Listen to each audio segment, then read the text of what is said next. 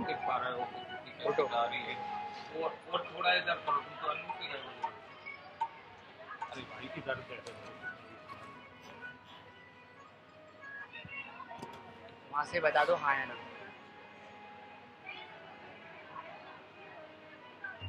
गए भगवान जा रहे हैं, गोस्वामी जी लिख रहे हैं गुरु जी और प्रभु राम जी लक्ष्मण जी जब जा रहे हैं तो राजाओं ने देखा हुआ है। तो गोस्वामी जी लिखते हैं जैसे ही भगवान जा रहे थे और विश्वामित्र जी राम जी लक्ष्मण जी तो जैसे ही नगर में जाने लगे, थोड़ा सा दूर था जहां ठहरे थे, तो जिनने भी देखा एक दूसरे को बताया, सब काम धंधा सब छोड़ करके भगवान के दर्शन के लिए आ गए। अच्छा, वो जैसे स्वयंवर के उधर स्थान पर पहुंचे तो सब राजा देख करके दंग रह गए।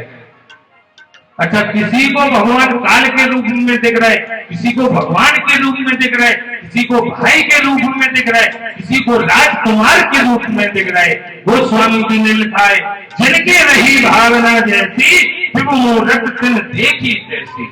जिनके मन में जैसी भावना थी भगवान ने उनको वैसा ही दर्शन दिया।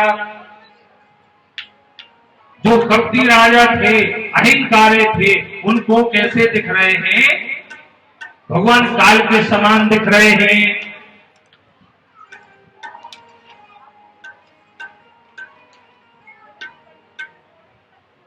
अच्छा, जैसे ही पहुंचे तो भगवान के लिए, राम के लिए, लक्ष्मण के लिए और विश्वामित्र जी के लिए अलग ही से व्यवस्था थी महाराज। जैसे कि अब ये दूल्हा दुल्हन होते हैं, उनके लिए अलग से स्टेज बनाया जाता है कि नहीं? बनाया जाता है ना, अलग से एक सुंदर स्टेज बना दिया जाता है, बाकी सब बराती होते हैं। तो जितने भी राजा आए थे सब कुर्सियों पर बैठे थे, सब कुर्सी लगी थी, सब लाइन से सब बैठे थे। लेकिन जैसे ही भगवान राम लक्ष्मण और विश्वामित्र जी जाते हैं तो इनके लिए अलग से व्यवस्था थी। कैसी व्यवस्था थी सुनिए कि सम्मंत्रण पे मध्य एक सुंदर विशाल वो मुनि समेत तो बंधु तहे बैठा रे वही पार। यानी मंचन पे एक मंच विशिष्ट विशाल, यानी सबसे ऊंचा मंच था, मुनि समेत बैठा। यानी विश्वामित्र जी के सहित सबसे ऊंचा जो मंच था, सुंदर था मंच, उस पर भगवान राम को, लक्ष्मण जी को और गुरु जी को, विश्वामित्र जी को बैठारा। जब गुरु जी को बैठारा, अब जनक जी कहते हैं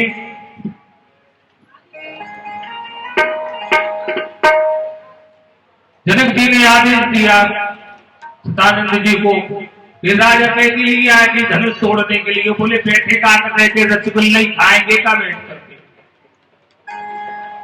कह के लिए आए हुए हैं धनुष तोड़ने के लिए।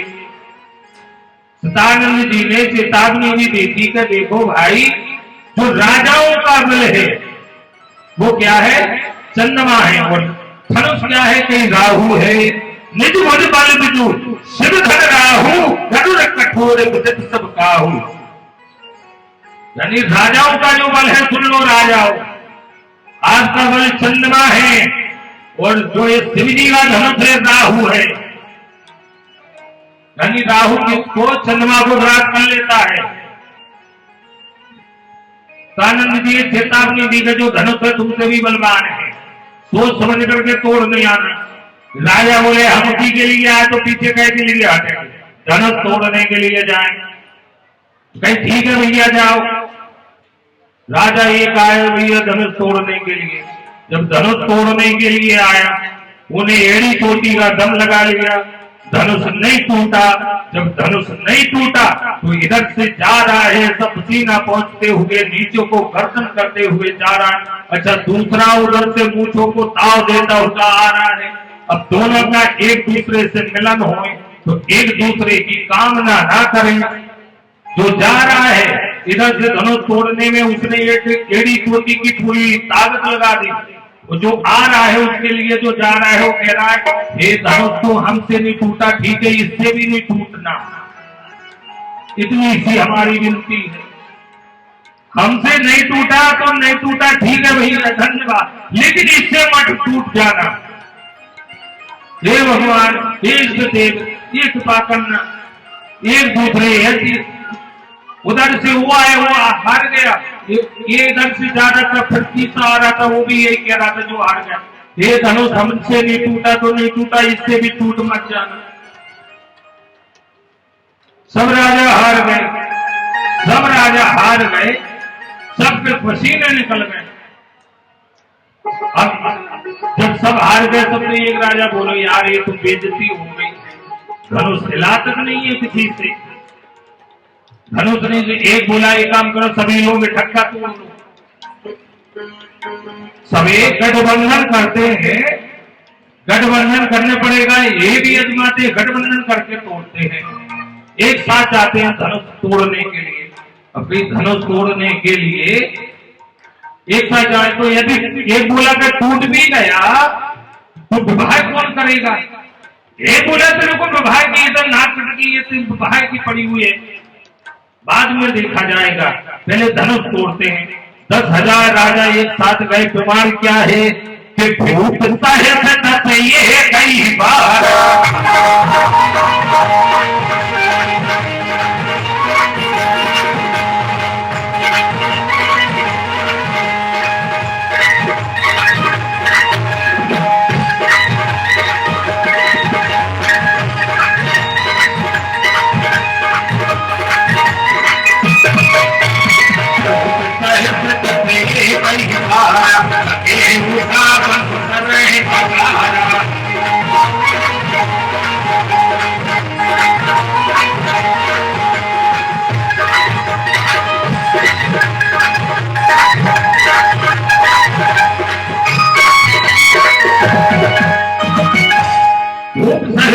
एक ही 12 लगे उठावन करे नटारा। 10,000 राजा एक साथ धनुष को उठाने के लिए गए। 10,000 राजाओं ने क्या किया, आगे कुछ थे, उनने की फिर हम कहा, बोले तुम हमारा हाथ पकड़ो, उसने की तुम हमारा पकड़ो, ताकत लगाओ, दम लगाते हैं। 10,000 का मतलब जानते हो क्या होता है? 10,000 का मतलब होता है, जैसे कि आप 10,000 लिखोगे ना, है ना, तो एक बोलता है मैं हीरो, मेरे पीछे सब जीरो, ये गिनती चल रही है ना आजकल। यानी एक सोचता है मैं हूं हीरो और मेरे पीछे सब जीरो, लेकिन गलत है। 10 के अंक में अहंकार है कि नहीं? अच्छा, गोस्वामी जी 11,000 लिख सकते थे, 9,500 लिख सकते, 10.5, लेकिन उन्हें 10 क्यों लिखे होंगे? 10,000, क्योंकि 10,000 में 10 अंक में यानी अहंकार है। ऐसा है कि आगे वाला एक समझता है मैं हीरो और मेरे पीछे सब जीरो, लेकिन एक को ये समझना चाहिए, ध्यान रखिएगा कभी, कि हे जीरो, मैं अकेला एक था, यदि आप मेरे पीछे जीरो नहीं होते तो मैं हीरो नहीं बन पाता। ये सबके मन में भावना होना चाहिए। इसलिए गोस्वामी जी ने 10,000 लिखे। भूप सहस्र से एक ही 12 लगे उठावन करे नटारा, किसी से नहीं टूटा। जब ताकत लगा, ये का हाथ तो टूट गया, वो चिल्ले आ रहा है टूट गया टूट गया टूट गया, सबने छोड़ दिया।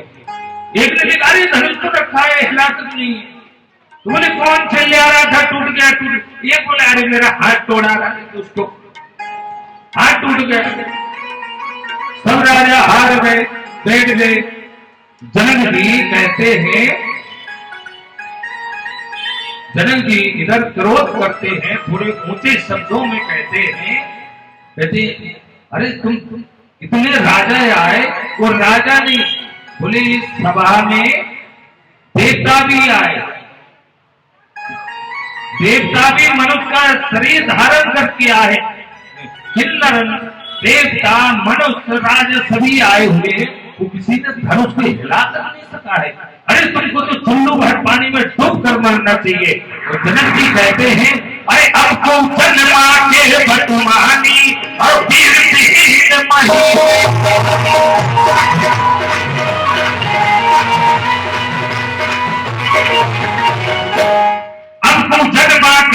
गुमानी और फिर विहीन महीने जानी वो तजोड़ा कह जाऊं लिखा नहीं पैसे बिबाऊ।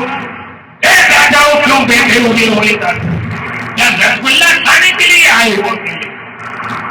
बोले नहीं धनुष तोड़ने के लिए। बोले टूटा है क्या आपके धनुष? क्यों बैठे हुए जाओ किस लिए आए? तो एक राजा की सुनिया बोले महाराज जी कल प्रोग्राम नहीं था, वो हमको कहाँ रहना है, वो कहाँ रहने की व्यवस्था है, तो आप बता दीजिए कमरा नंबर कहाँ है, रहने की कहाँ व्यवस्था है।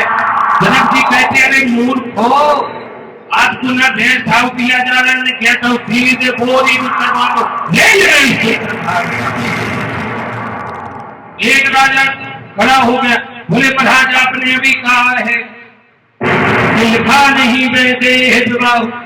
आपने वेद आप कह रहे हैं ब्रह्मा जी ने जब आपकी वैदेही का विवाह नहीं लिखा तो हम पे दोष क्यों दे रहे हो? तो जनक जी कह रहे हैं लिखा नहीं वेदे बाहु, यानी ब्रह्मा ने वेदेही का विवाह नहीं लिखा। तो जनक जी बोले हम पे झूठा। राजा बोले जनक जी से कि हमको आप झूठा दोष क्यों लगा रहे हो? जनक जी बोले अरे वो ब्रह्मा जी से पूछो। तो ब्रह्मा जी भी थे उधर। राजा बोले ब्रह्मा जी ये बताओ वैदेही का विवाह आपने क्यों नहीं लिखा हुआ है? ब्रह्मा जी बोले अरे मूर्खो तुम्हारे भाग में नहीं लिखा। राजा बोले फिर किसके भाग में लिखा? ब्रह्मा जी कहते हैं कि चाहे फिर नहीं तो रखती है हमारी।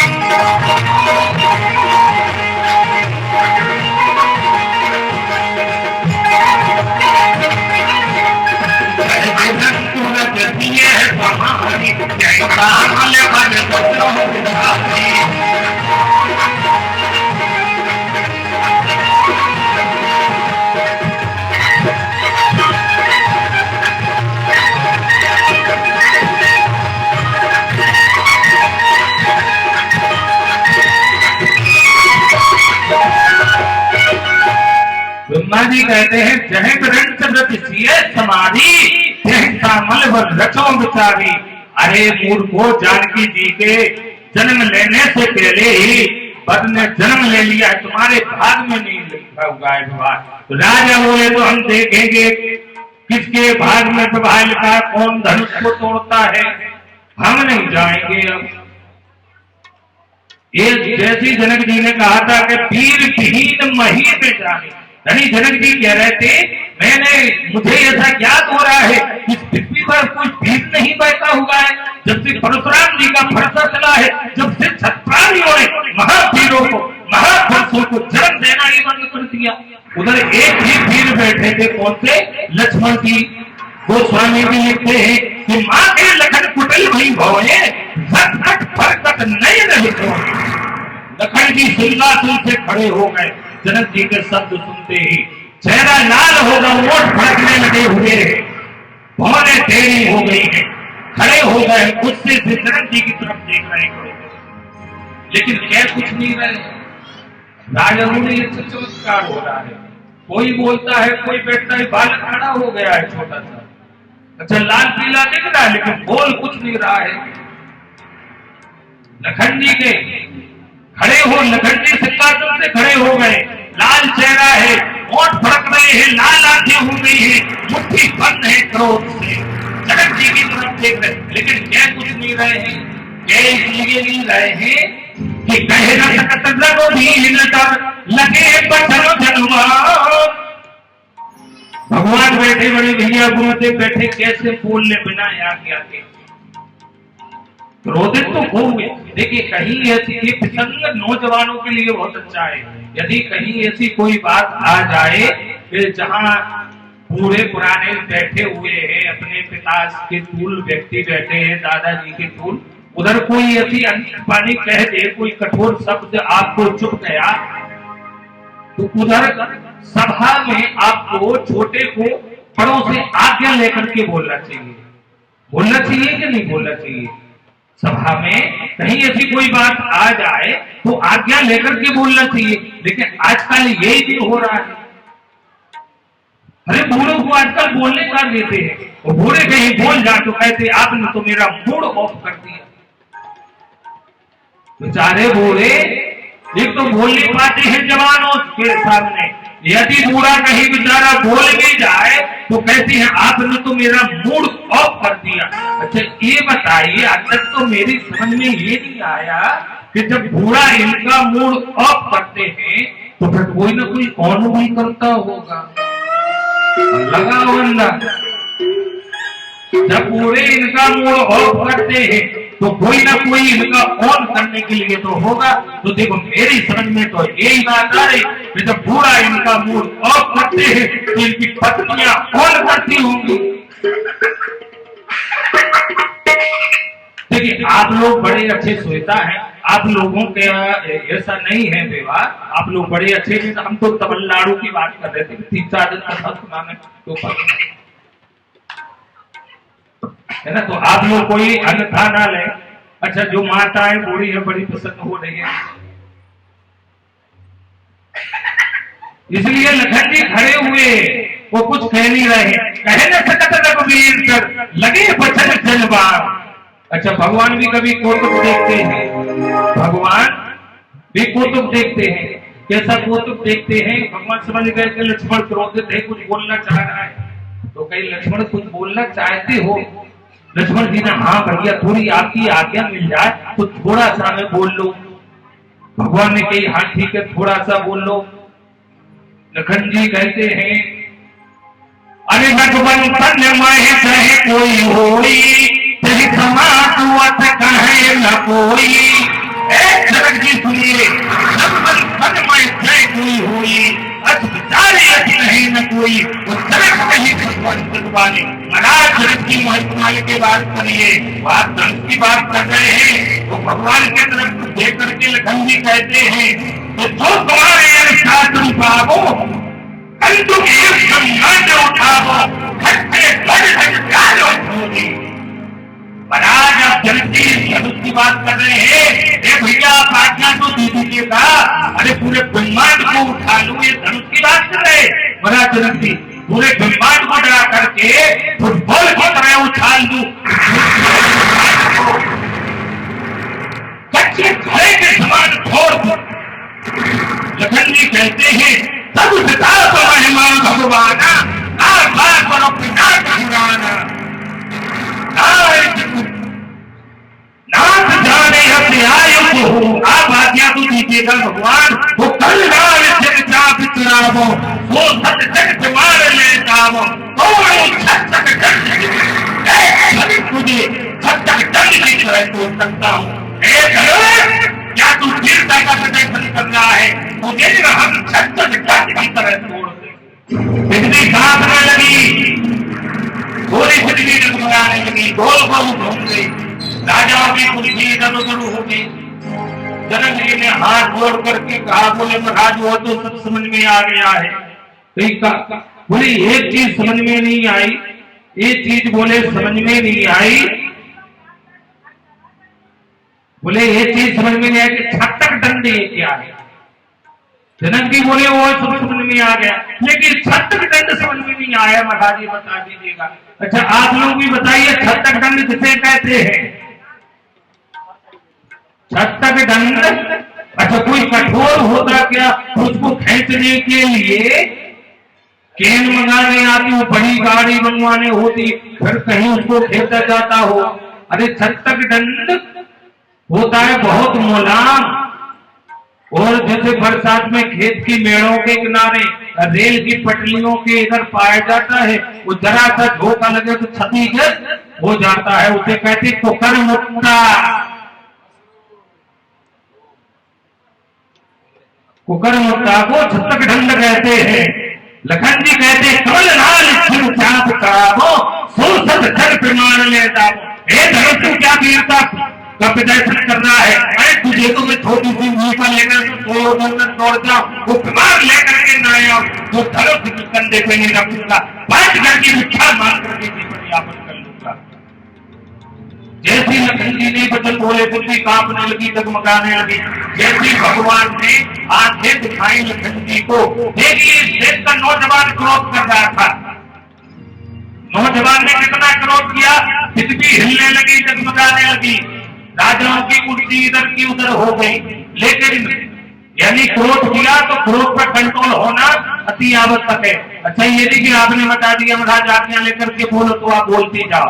यदि बड़ा कोई रोके तो उधर रुकना का भी है भैया विधान, ध्यान से सुनिएगा।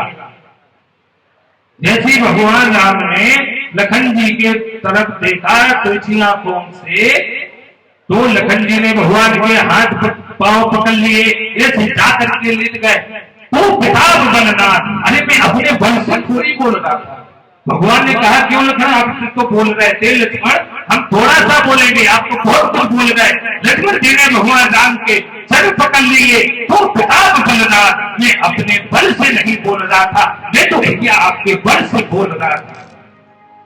ये है भगवान के आचरण कैसा होना चाहिए नौजवान का, लखन जी जैसा होना चाहिए। यानी समय आने पर आप क्रोध करिए, अपने देश की रक्षा करिए, माँ बेटियों की रक्षा करिए, उसके लिए नौजवानी है। नौजवानी इसलिए नहीं है कि आप अगर कुछ भी काम करें और करते गलतियों बोले नौजवान है।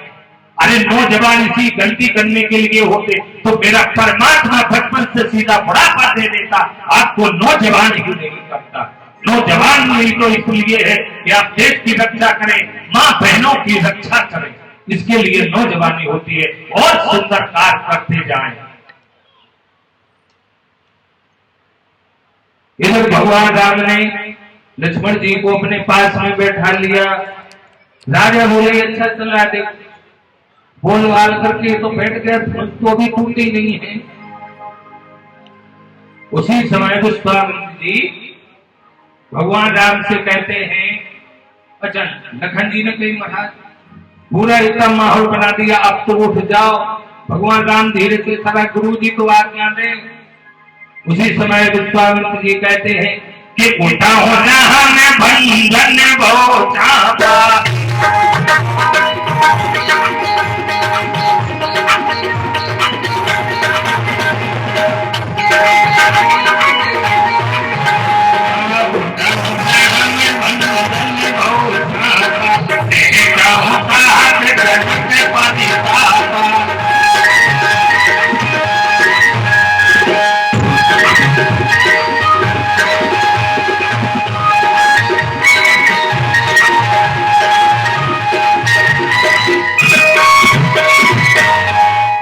विश्वामित्र जी कहते हैं उठाओ राम बंधन हो चापा, मैं कहूं तात जनक परितापा।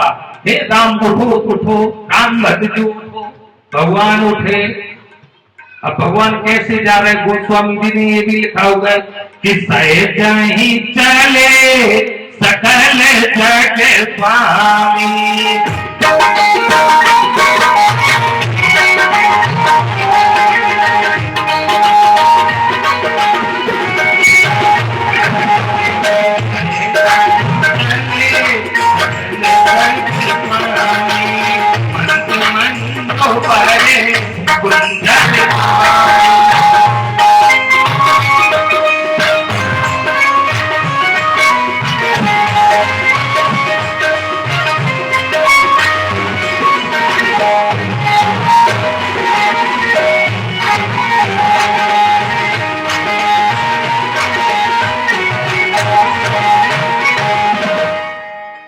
भगवान जा रहे हैं, कैसे जा रहे, जैसे हाथी चलता है, सहज ही चले सकल जग स्वामी, मंत्र मंजू बर गुंजन गामी।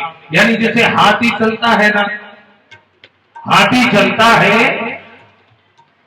अच्छा हाथी जब चलता है तो जो आरती उतारते हैं उनकी तरफ भी नहीं देखता, पीछे से कुत्ते भी बहुत भौंकते हैं। राजा भी देख रहे थे अच्छा नाटक चल रहा है, छोटा बोलता है, बड़ा बैठता है, बड़ा खड़ा हुआ, छोटा बैठा है, अरे क्या चल रहा है। भगवान ने लेके संदेश दिया हुआ है कि जब हाथी चलता है 50 तो कुत्ते भौंके 1000, लेकिन हाथी को कोई फर्क नहीं पड़ता है, हाथी सीधा जाता। अच्छा जो आरती नहीं उतारते उनकी तरफ भी नहीं देखता, वो जो कुत्ते भौंकते हैं हाथी के महिमा है, जो कुत्तों की तरफ भी नहीं देखता।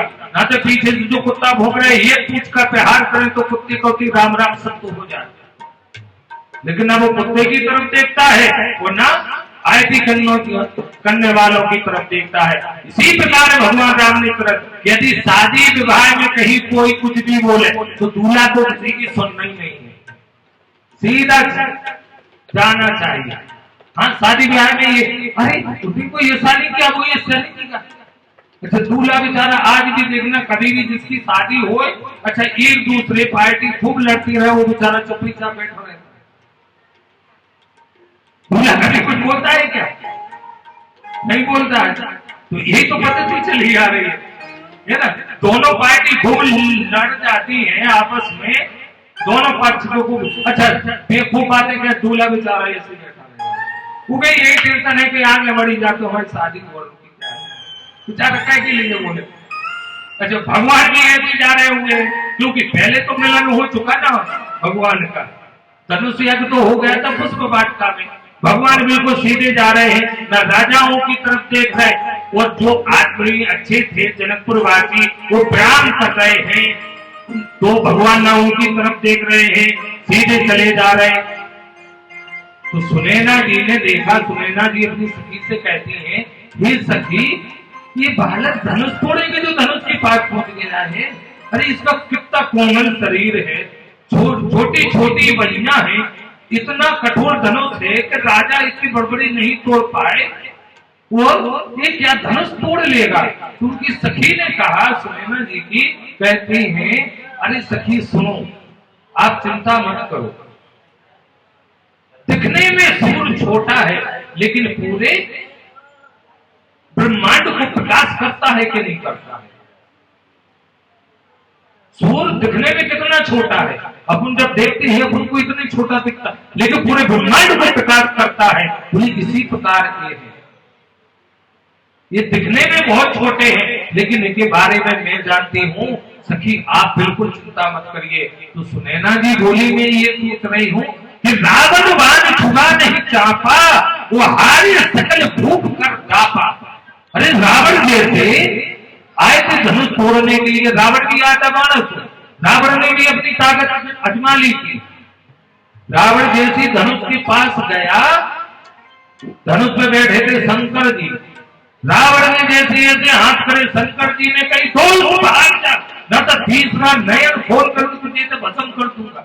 इधर आया है रावण। बाणासुर से बोला बैठ, होकर बैठ। बाणासुर बोला क्यों? अरे बोले इसमें तो है भी करना, इसे विवाह करने के लिए आगे, मनने के लिए भाग।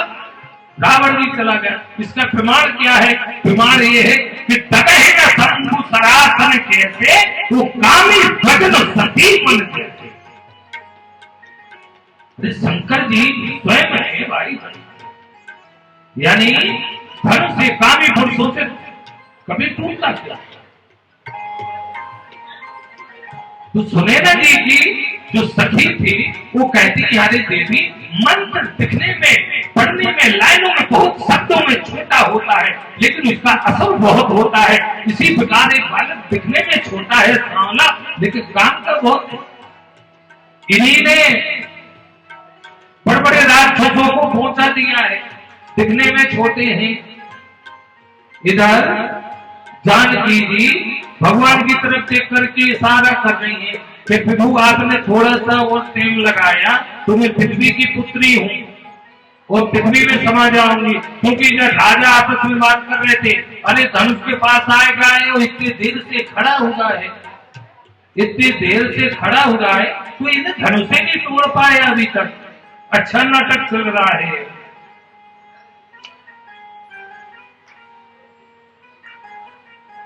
अब जैसे भगवान धनुष के पास पहुंचे, जानकी जी ने भी गणेश जी की, शंकर जी की वंदना की हुई है। हे गजानंद जी, राघव जी की भैया बहुत कोमल है, वो आप थोड़े सूंड से टका लगा देना तो उनको ज्यादा ताकत न लगाने पड़े।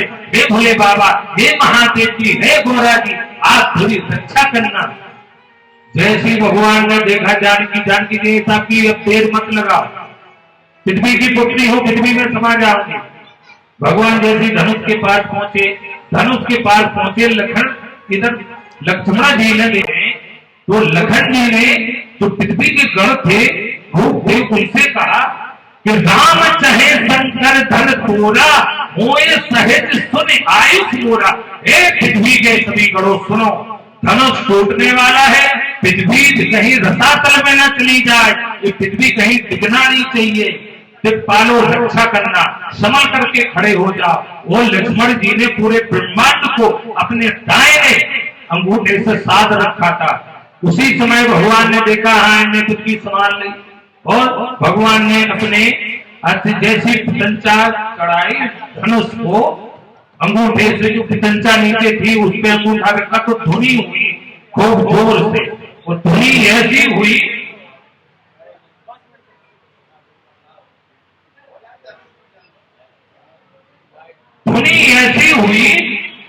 कि सबके कान आठ बंद हो गए, खूब जोर से धुनी हुई।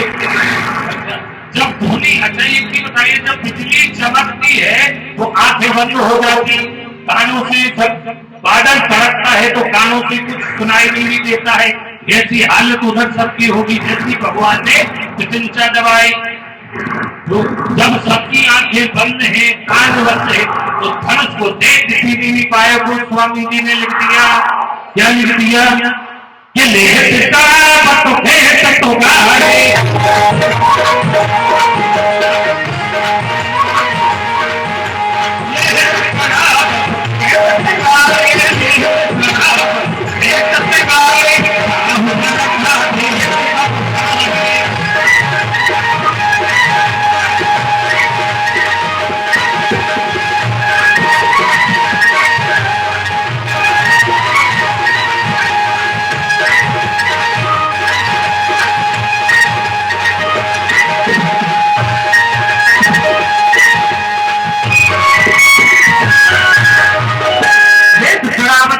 गाड़े काहू नलखा देख सब ठाड़े, यही धन राम बद्ध धन तोरा, भरे भुवन घोर कठोरा। किसी ने देखा ही नहीं है, फिर क्या देखा कि दोनों टुकड़े नीचे दड़े देखे। बोलिए रामचंद्र भगवान की, जोर से बोलिए रामचंद्र भगवान की। आकाश से पुष्प वर्षा होने लगी, नगाड़े बजने लगे, नगाड़े बजने लगे। राजाओं ने कही ठीक है, इसने धनुष को तोड़ दिया, लेकिन बड़ा दिए जयमाला ना होने पाए, धनुष कोई भी तोड़े।